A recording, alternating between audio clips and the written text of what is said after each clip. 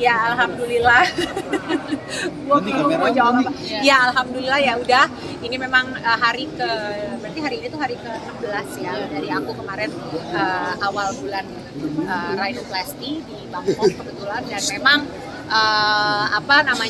baru 4 hari lalu aku sampai lagi ke Indonesia, dan ya udah alhamdulillah berkegiatan lagi. Pada akhirnya memutuskan untuk OP hidung gitu, apa sih yang membuat kamu jadi OP lagi gitu alasannya? Iya. Jadi sebenarnya ini adalah plan yang udah aku punya udah lama. Cuma aku memang nggak pernah share sama siapapun. Cuma makanya kalau misalnya dilihat, aku selalu bilang apakah setelah facelift akan melakukan apa lagi? Aku selalu bilang possibly, kemungkinan besar. Tapi aku nggak pernah share apa. Bahkan semua prosedur operasi plastik surgery yang aku lakukan itu semuanya sebetulnya sudah ridho dan restu dari almarhumah mama. Jadi semua tuh udah aku omongin. Mama kan gak ada bulan Januari gitu. Aku pertama kali waktu itu surgery di tahun 2023 itu facelift, lower facelift di Korea. Lalu 2025 ini aku melakukan 2 prosedur. Di bulan Februari itu facelift juga, cuma wajah bagian tengah ke atas, dan kemarin ini aku melakukan rhinoplasty. Dan semua ini sudah aku minta izin sama mama dan mendapatkan restu dari beliau. Bahkan sebetulnya kalau boleh aku cerita sedikit dan share sedikit, yang support sekali untuk aku melakukan prosedur-prosedur itu sebenarnya adalah beliau.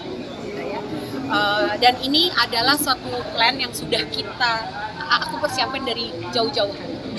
Dulu waktu 2023 mama masih ada, jadi waktu aku surgery waktu itu mama nggak nemenin, cuma mama lah yang waktu itu doain pada saat aku lagi di ruang operasi juga. Beliau tuh yang nggak berhenti zikir, dia berdoa, ngaji, sholat dan segala macam untuk kelancaran semuanya gitu. Dan tahun ini karena memang sudah aku planning dari bertahun-tahun sebelumnya. Kenapa sampai segitu lamanya? Karena pertama biayanya nggak kecil, biayanya besar banget. Ratusan juta, ya.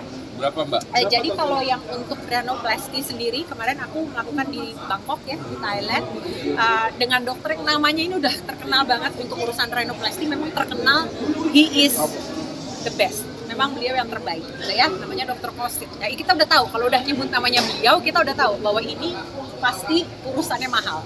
Dan memang betul pada saat aku cek juga harganya itu 660.000 baht. Kalau misalnya dikurskan itu sekitar 300 juta rupiah. Gitu. Jadi memang secara dananya juga butuhnya besar. Aku juga harus libur sekian lama, nggak kerja gitu, sehingga otomatis penghasilanku juga nggak ada selama sekian lama. Anakku juga aku mesti pikirin gimana pengaturannya. Jadi ini semua sudah aku persiapkan sejak lama sebetulnya. Tapi puas nggak dengan hasilnya? Alhamdulillah aku happy dengan hasilnya. Mohon doanya dari semua kita Next lagi Mbak yang mungkin tidak menutup kemungkinan. Memang belum merencanakan apapun dalam bentuknya, cuma tidak menutup kemungkinan. Mbak Deda menghadapi Oke, aku jawab. Terus menghadapi pro kontra dari netizen sendiri seperti apa? ada sinus nggak ada. Aku tidak ada masalah dengan ini. Jadi seutuhnya 100% aku melakukan tindakan ini memang untuk kebutuhan estetik. Kenapa? Karena aku ini yang sebetulnya juga kenapa mungkin aku jelasin sedikit kenapa almarhumah mama itu dulu sangat amat supportif. Bahkan beliau dulu yang pertama kali bilang kamu harus benerin. Kamu harus menjaga. Kenapa? Karena beliau bilang, kamu masih bekerja di bidang ini. Dan ini masih menjadi sumber nafkah utama aku. Gitu. Jadi karena itu, untuk aku yang usia, aku ini 47 tahun loh, teman-teman. 47 tahun usia aku. Untuk aku bisa terus bertahan di dunia entertainment, di usia aku yang udah sekarang ini, itu gak apa-apa. Dan banyak memang hal-hal yang harus aku lakukan, korbankan mungkin ya. Tapi habis gimana? Sampai saat ini inilah yang masih aku lakukan. Gitu. Jadi ya anggaplah ini sebagai investasiku. Mudah-mudahan dengan cara begini aku masih bisa mempertahankan karirku, memperpanjang umur karirku.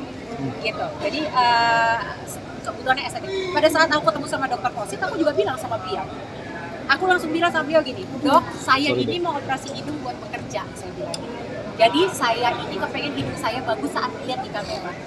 Jadi aku tunjukin sama dia tuh YouTube aku pada saat aku lagi diwawancara sama teman-teman tuh. YouTube kan ada tuh, aku kasih lihat.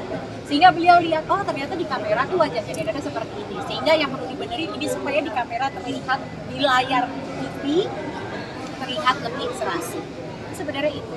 Jadi pertanyaannya apa? Pro kontra dari netizen. Pro kontra itu udah pasti, udah tahu bahwa itu memang akan terjadi. Expected aku sudah tahu. Ya tapi aku bisa bikin apa? Jadi keputusannya memang sudah keputusan aku, sudah pertimbangkan masak-masak segala resikonya ya memang sudah aku pelajari juga, sampai pemilihan dokter pun sudah aku dengan hati-hati aku lakukan gitu. Jadi ya aku nggak akan bisa merubah semua netizen untuk jadi pro, ya nggak apa-apa, itu namanya memang ya sudah lah. Tapi terlihat lebih beda, lebih cantik dan berbeda seperti bukan DNA di wajahnya, itu seperti apa ketika mengaca gitu kan? Ya sejujurnya kalau aku sih alhamdulillah happy aja dengan hasilnya. Tapi yang lucu sebenarnya Aisyah, sampai saat ini aku masih belum ketemu sama dia langsung. Dan aku itu video call sama Aisyah itu sehari bisa 3 kali 4 kali video call. Dan sampai sekarang dia masih belum nyadar kalau aku habis rinoplasti. Dan aku belum ngomong sama dia gitu. Alasan kenapa aku nggak ngomong karena 2002 bulan Februari waktu aku facelift, aku bilang sama Aisyah, yang ibu mau facelift ya, doain ya, aku bilang gitu.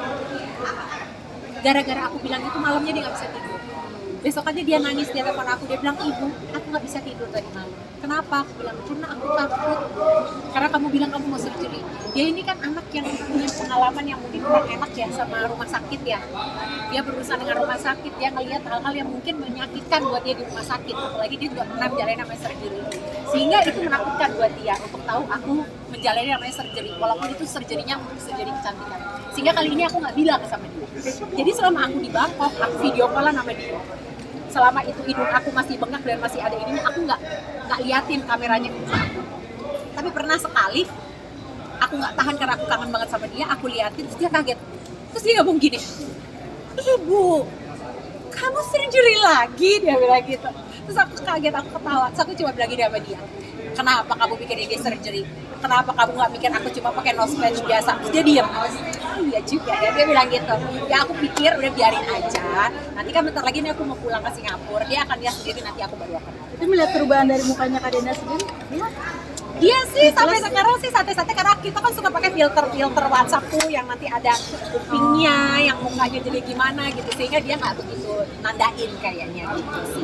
Kak Dena, biasanya kan wanita kalau mempercantik diri itu ada momen-momen spesial yang ingin dijalani. Ini Kak Dena ada momen spesial tersebut? Ada, momen Apa tuh? spesialnya adalah karena memang udah sadar usianya udah segini tapi masih berkarir di dunia entertainment. Gak gampang sih mas buat kita yang udah usia segini gitu, apalagi mungkin ya kita dunia entertainment itu walaupun orang suka bilang tapi untuk bisa survive ya harus skill dong yang utama, enggak. Mau kita akui mau kita tidak akui, tapi menjaga penampilan itu adalah bagian yang udah gak bisa lepas dari itu. Recovery-nya lama nggak sih Mbak? Sejujurnya aku hanya 2 hari setelah operasi aku minum painkiller. Hari ketiga aku udah nggak minum painkiller lagi. Bengkak itu aku pertama bengkak, kedua bengkak, ketiga bengkak, keempat mulai turun. Alhamdulillah, karena aku udah tahu dari pengalaman yang sebelumnya apa yang kira-kira aku harus lakukan. Jadi menjaga imun tubuh, jangan terlalu capek. Semua pantangan dari dokter juga aku jalani, aku nurut ya kayak begitu. Itu sih. Makasih Kak Nena. Makasih banyak.